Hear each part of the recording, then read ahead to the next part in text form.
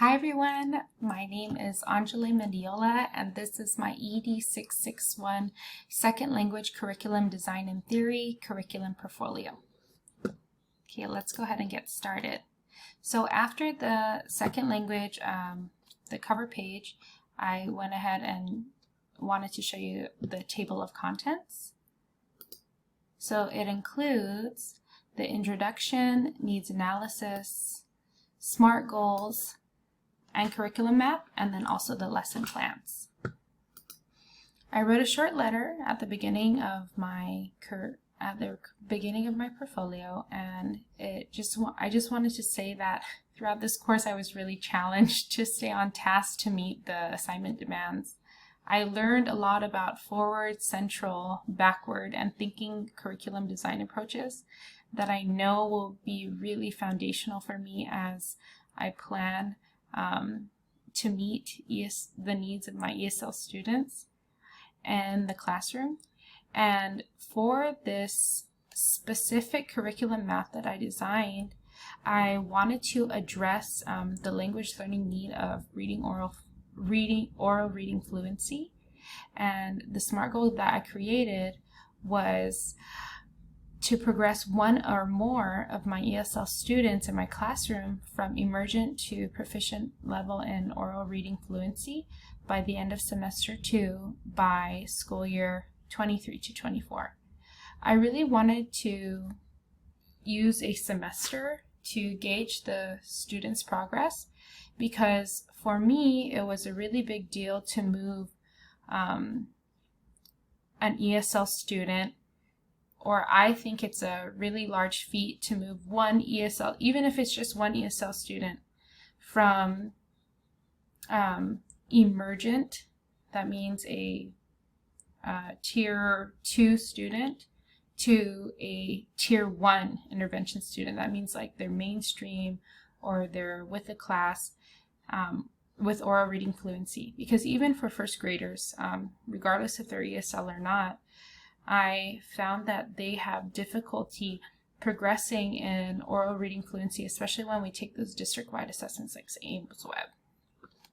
According to my curriculum map, starts in January. January week 1, and then it moves all the way through the midterm, spring break, until the end of the school year in May. I really wanted to give myself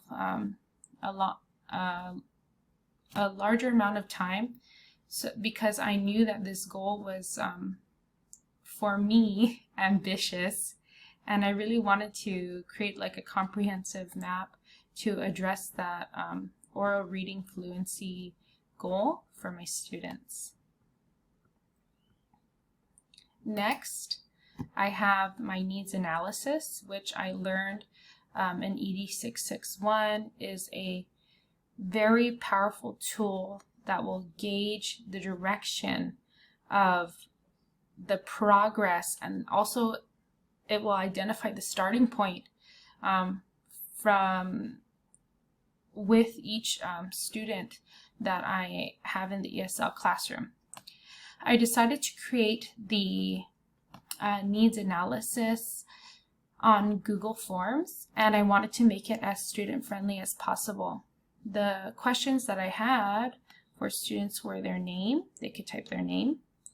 I have a drop-down menu for how old they are, when their birthday is, what gender they are, where they live, and what grade they are, and then and then I have a like and scale about how comfortable they feel with doing something. I can do this, I can do it, but sometimes I need help, or I can't do it yet. I wanted it to show expressive skills, and then also receptive skills. Receptive skills such as I can say my name, birthday, and age when I introduce myself. A practical skill like telling the nurse where on their body they hurt. And then also a receptive skill like following directions or instructions from the teacher. The next and the last part of my needs analysis was reading a story for 1 minute. That is the fluency or oral reading fluency rate that I really wanted to measure with my SMART goal. And here I thought it was really good to show the passage that I would use in my curriculum map, also here in the needs analysis, so that I can have a pretest. I can use this as a pretest. And then at the end of the semester, I can also use the same measure as the post-test. So we could see the rate of improvement that the student, or the rate of growth that the student had at the beginning of the SMART goal period and at the end of the SMART goal period. Next, I have my SMART goal worksheet, and it says that, or I wrote that my goal was using multiple measures, assessments, and observations.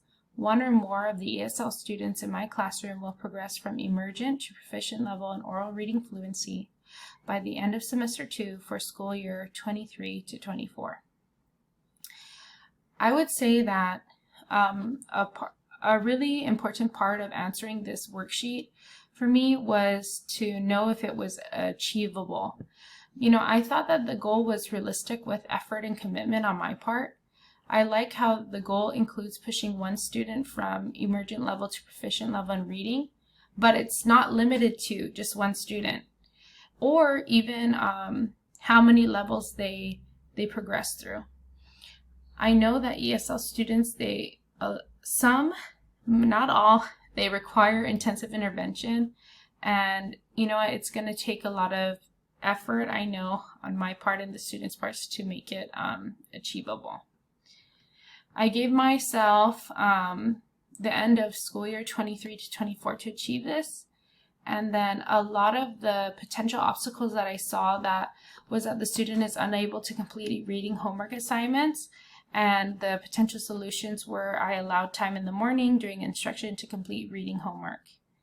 Some students might have difficulty reading and remembering sight words, so I decided to implement a reading warm-up time, which is a daily sight word drills for practice.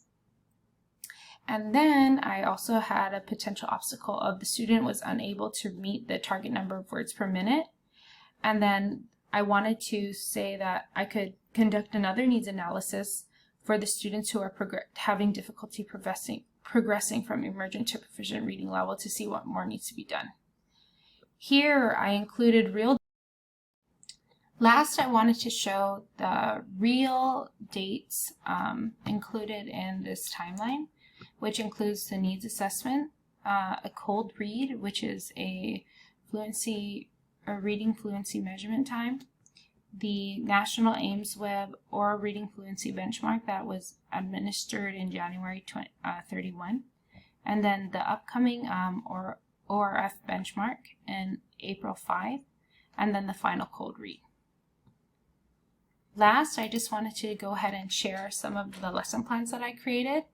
I wanted to create a scaffolding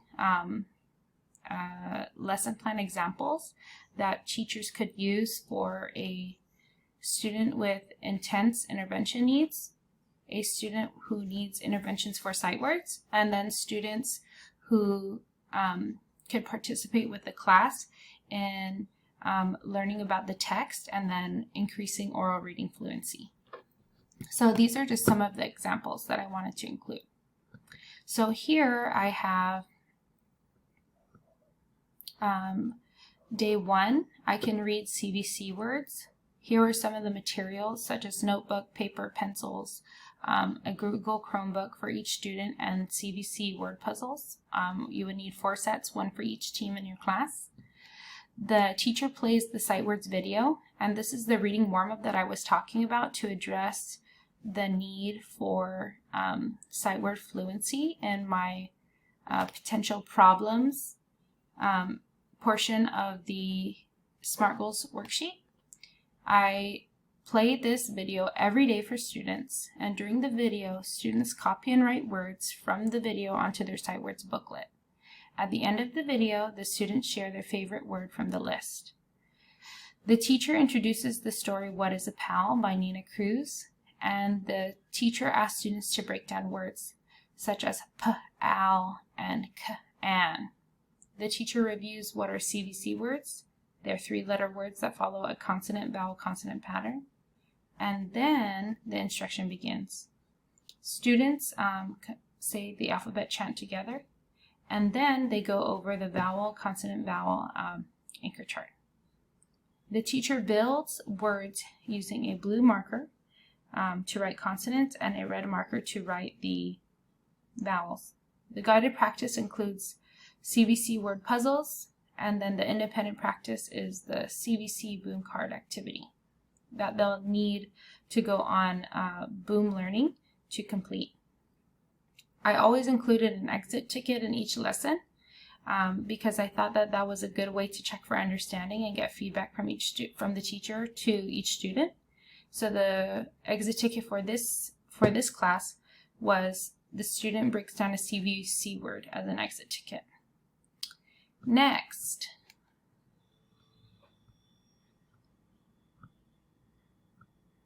okay, I included I can read and review the words to know and what is a pal. Here we again have the reading warm-up, and then the teacher introduces the story again, What is a Pal by Nina Cruz. As an anticipatory step, the teacher asks, what do friends do together?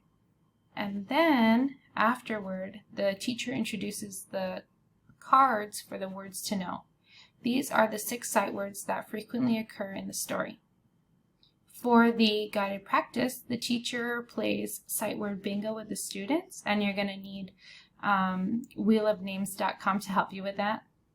And the independent practice is to complete the worksheet or the activity sheet that shows the sight words with easy to read sentences for the students.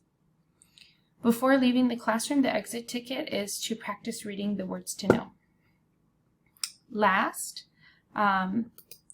this is the activity that supports reading with sufficient accuracy and fluency to support comprehension. And the students are going to read What is a Pal with help from my teacher. The teacher asks comprehension questions throughout reading the story with round robin reading method. And then at the end of the instructional period, the teacher reads, or the teacher shares the video, How to Be a Good Friend by Sesame Street. For a guided practice, the teacher creates a concept map with the kids, What is a Pal? And for independent practice, the students make their own concept map using notebooks and pencils. Students can also draw pictures of who their pals are after everyone is finished, and the teacher provides time to share at the end of class. This lesson plan's exit ticket is the teacher has each student give one word that describes their friend. The last things are just some resources that I wanted to include, and I just wanted to say thank you so much for listening to my presentation. Bye!